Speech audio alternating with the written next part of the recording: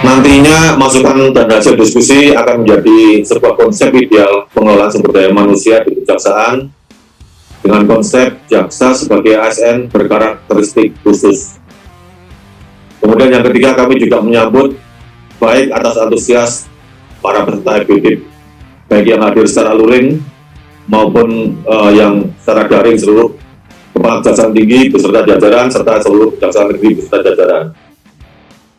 Kami berharap seluruh peserta dapat mengikuti secara aktif dan antusias dalam FGD ini sehingga masukan serta gagasan dan pendapat baik dari narasumber maupun peserta dapat memperkaya materi dalam bentuk hasil kajian yang bersifat konstruktif, terstruktur, dan dapat dipertanggungjawabkan secara akademik sebagai usulan dalam penyusunan peraturan pemerintah atau PP perihal manajemen tata kelola sistem kepegawaian jaksa yang memiliki kekhususan. Para peserta FGD sekalian, kejaksaan sebagai bagian dari fungsi eksekutif memiliki kewajiban untuk mewujudkan visi pemerintah dalam hal meningkatkan kualitas sumber daya manusia. Instansi pemerintah terus didorong untuk mengadakan pembaruan dan inovasi guna membentuk SDM yang memiliki kompetensi yang berbasis prestasi, sehingga akan memicu produktivitas kinerja para pegawai ke arah yang lebih baik dan seketika langsung mencerminkan birokrasi yang baik dan ideal.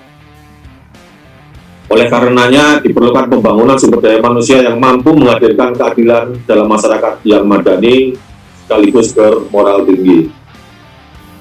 Dengan adanya fondasi yang kuat, maka dapat dipastikan masa depan kepegawaian manajemen jaksa dapat dikembangkan ke arah yang lebih baik dan dapat mengakomodir permasalahan-permasalahan kepegawaian yang terkait dengan kekhususan jaksa yang saat ini belum sepenuhnya terakomodir dalam peraturan tentang manajemen ASN. Para peserta FGD yang kami hormati, mendasarkan pada realitas tersebut, pelaksanaan FGD menjadi sebuah problem solving permasalahan kepegawaian jaksa saat ini dan sekaligus sebagai peletak fondasi dasar perencanaan dalam penyusunan peraturan pemerintah manajemen jaksa.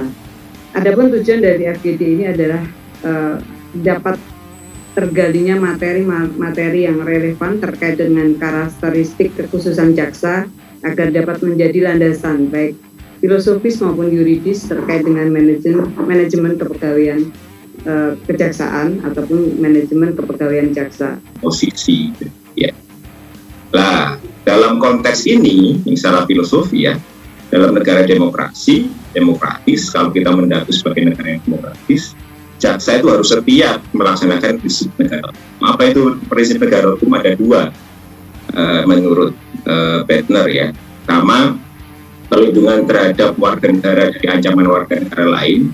Dalam konteks kejaksaan ini disebut perlindungan public order security gitu ya, atau dalam konteks PK disebut crime control. Yang kedua itu adalah bagaimana pembatasan kewenangan negara. Jadi perlindungan terhadap warga negara terhadap dari kewenangan yang dilakukan oleh aparatur negara. Itu di PK disebutnya di konteks ya. Dan ini saya kira adalah bagian dari fondasi kejaksaan modern. Oleh sebab itu kita berharap besar pada jajaran pembinaan untuk menjadi desainer pembaharuan kejaksaan modern menuju penegakan hukum yang berkualitas, berhati nurani, dan berintegritas sehingga public trust terhadap kejaksaan semakin baik dan semakin tinggi terhadap tugas-tugas itu.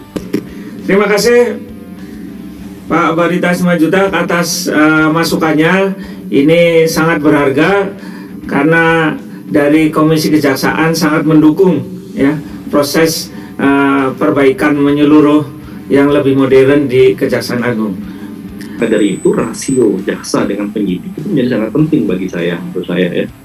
Yang itu mungkin kita belum menghitung berapa sebenarnya jumlah penyidik di Polres dan di Polsek, dan sekarang Kapolri hanya memspesifai polsek-polsek tertentu saja yang bisa melakukan penyidikan, tetapi kita perlu juga menghitung bagaimana sebenarnya membagi rasio itu agar bisa seimbang antara jumlah penyidik dengan jumlah jaksa. Dan itu bisa jadi sebagai bagian dasar dalam kita mengusulkan analisa kebutuhan tentang rekrutmen tersebut. Dan memotivasi karyawan karena dia strukturnya jelas gitu ya, dan hierarki, sehingga jalur karirnya dan peluang promosinya itu bisa diatur dengan lebih terang benderang gitu ya, dan memberi peluang pada pegawai atau karyawan untuk tingkat spesialisasi tertentu. Nah, cons-nya atau kontranya itu adalah to certain degree dia bisa menghambat inovasi ya, atau perubahan penting karena struktur birokrasinya yang kadang panjang dan juga bisa lebar gitu ya. Jadi proses penyampaian ide itu eksekusinya bisa lama atau memakan waktu.